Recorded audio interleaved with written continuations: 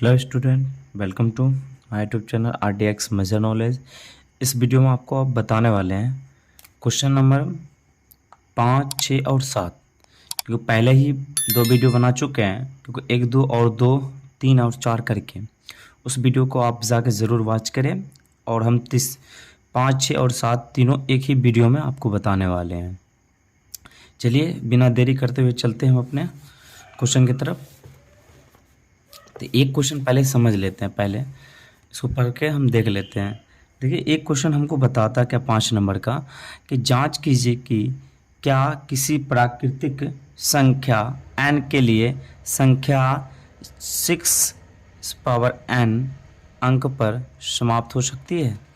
मतलब इसको बात कर रहा है कि 6 अंक पर, मतलब 0 पर समाप्त हो सकती है। तो हमको यहाँ पर लिखना पड़ेगा पहले। तो बोलता है यदि कोई संख्या 0 पर समाप्त हो तो पहले हमको लिखना पड़ेगा। क्वेश्चन नंबर 5 का है, ठीक है। क्वेश्चन थोड़ा बड़ा था इसलिए हम उसको उतारना छोड़ देते हैं। बोला है यदि कोई सॉल्व होना स्टार्ट हो रहा है, ठीक है। तो बोला यदि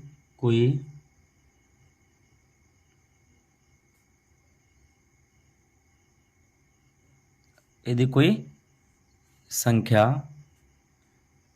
0 पर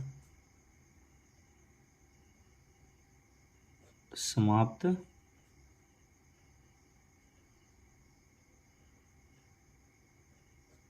होना चाहिए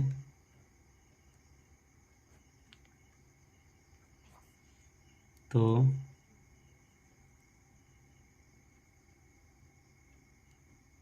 उसका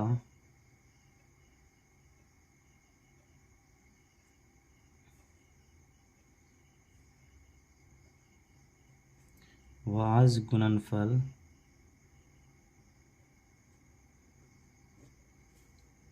में कम से कम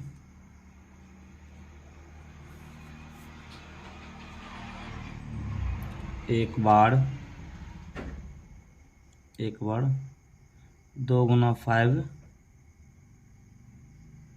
के रूप में आना चाहिए, के रूप में आना चाहिए, ठीक है। उसके बाद देखिए रूप में आना चाहिए। अब हमको जो क्वेश्चन में बता रहा था 6 पावर n, इसको क्या करेंगे जल्दी से जल्दी हम 6 पावर n जो है ना, इसको क्या करेंगे एलसीएम ले लेंगे फास्ट में। तो एलसीएम बराबर 6 को ले लो, 2 बन जा हो गया। अब देखिए 6 बराबर जो लिखेंगे 2 गुना 3 लिखेंगे। अब देखिए हमको 2 गुना इसको आया, देखिए इस रूप में आया नहीं, इस रूप में नहीं आया, तो इसको क्या करना पड़ेगा, हमको लिखना पड़ेगा जब 6 का गुणन फल करने पर 2 गुने 5 के रूप में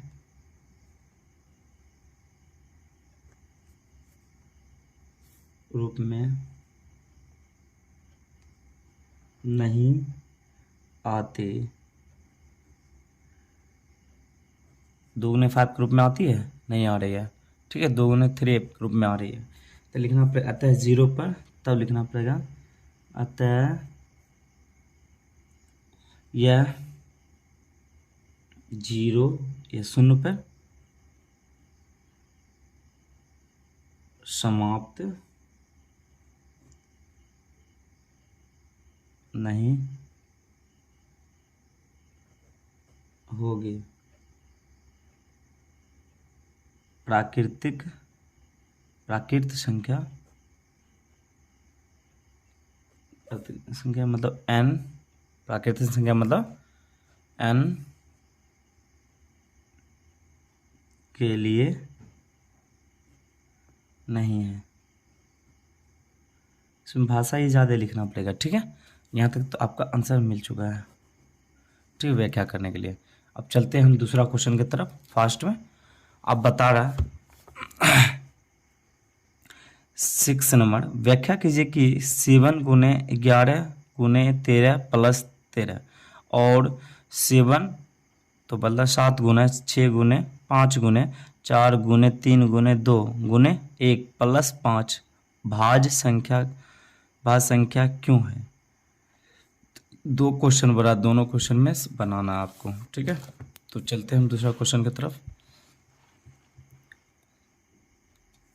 दूसरा क्वेश्चन मतलब 6 क्वेश्चन की तरफ चलते हैं। अब 6 का 1 बनाना है आपको, ठीक है। 6 का 1 हमको बोल रहा था 7, 6 का 1 जो हमको बोल रहा था 7 गुने 11 गुने 13 प्लस 13, ठीक है। इसका तो हल करना है। आप दे जानिए इसमें से दोनों से क्या हो रहा है, कॉमन आ रही है 13 कॉमन, तो 7 गुने 11 अब प्लस 1 जो आया ही ये वाला, तो 13,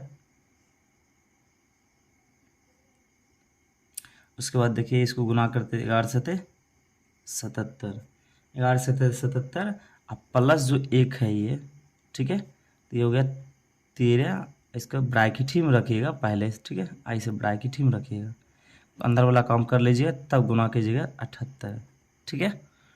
78 गुना कीजिएगा। अब इसमें हम एक गुना कर दे या गुना करते तो फिर भी उतना ही रह जाता, तो इससे कोई फर्क पड़ने वाला नहीं है, तो इसलिए हम इसमें एक गुना कर देते हैं। तब यहाँ पर लिखना पड़ेगा दो संख्या दो अधिक गुणनफल। देखिए गुणनफल 1 2 3 हो रहा है, तो बोला 2 अधिक गुणनफल होने के कारण यह अभाज्य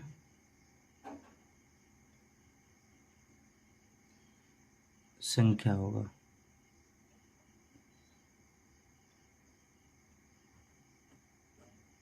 ठीक है। अब दूसरा क्वेश्चन की तरफ चलते हैं। इसी में जो दूसरा क्वेश्चन हमको बताया है, दूसरा क्वेश्चन देखिए क्या बताया हम। इसमें बता रहा है ये जो दिया हुआ आपको ज़रूर आप अपने किताब में ज़रूर देखिएगा, ठीक है। हम फास्ट में उतारते हैं इसको। बात कर रहा है 7 गुने 6 गुने 5 गुने 4 गुने 3 गुने 2 गुने 1 प्लस 5, तो प्लस 5। चलिए अब हम इसको क्या कॉमन क्या क्या आ रहा है इसमें 5 5 आ रहा है, तो 5 को क्या कॉमन कर लीजिए आप। 5 को कॉमन कीजिएगा तो क्या आ जाएगा 7 गुने 6 गुने ये क्या आ जाएगा 4 और गुने 3 गुने 2 अब प्लस 1 आ जाएगा, आ गया। अब इसको क्या कीजिए, अब इसको सही से इसको देखिए, अंदर वाला के गुना कीजिए। अब इसको सच्चक 42 और गुने 4 थे 12 दूनी 24 और प्लस 1 तो 5 इस दोनों गुना कीजिएगा तो आपको आ जाएगा 1008 और प्लस 1, तो 5 गुने 1009, ठीक है। अब इसमें से हम आप जानते हैं कि इसमें एक गुना करें तो हमको कोई फ़र्क पड़ने वाला नहीं है, ठीक है, क्योंकि उतना ही रह जाता है। फिर यही बात मतलब जो इसमें लिखे आगे वाला में उसी तरह नीचे भी लिखना पड़ेगा आपको। चलिए यहीं पर हम लिख के दिखा देते हैं। 2 अधिक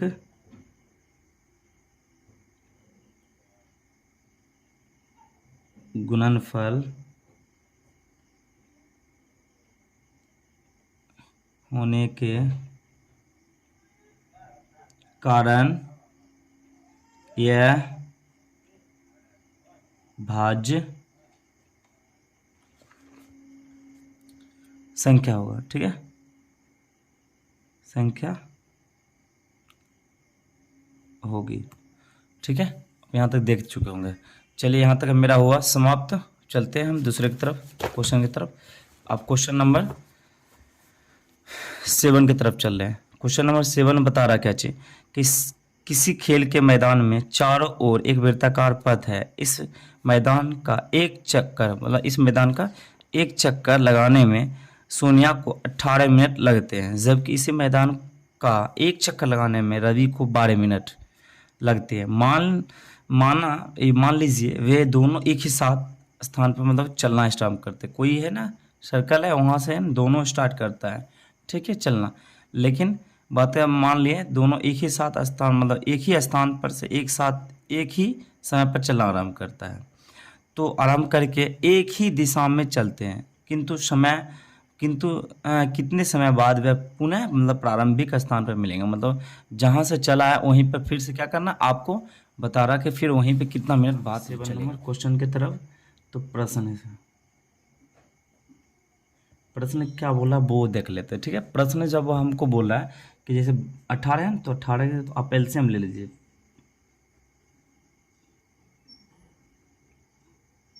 ठीक है, अब उसके बाद आप 12 का एलसीएम ले लिए। ठीक है, 2 6 12, 2 3 6, 3 1 3। ठीक है, अब दोनों को जब लेने के बाद आप एलसीएम जब निकालते थे जैसे पीछे, वही फिर नतीजा हम चलेंगे।